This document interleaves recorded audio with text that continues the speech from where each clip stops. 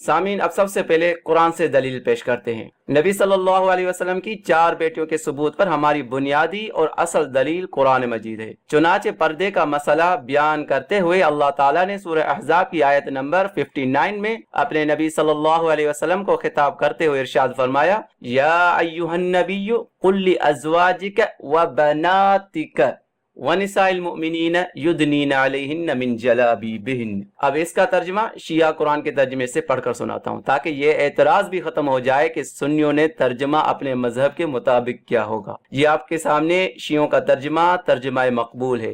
یہ ترجمہ انڈیا سے چھپا ہے، اس سے پڑھ کر سناتا ہوں۔ لکھا ہے، اے نبی علیہ السلام، اپنے ازواج سے اور اپنی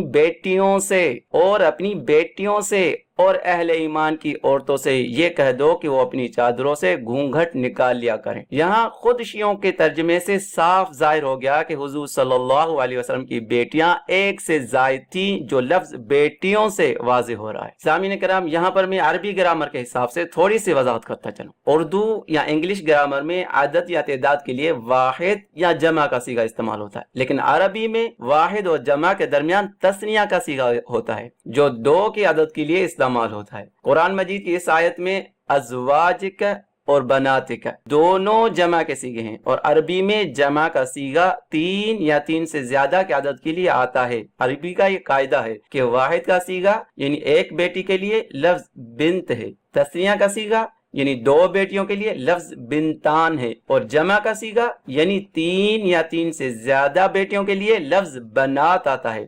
تو یہاں بھی قرآن میں لفظ بنات آیا ہے کے ضمیر کے ساتھ، یعنی بیٹیاں آپ صلی اللہ علیہ وسلم کی بناتک۔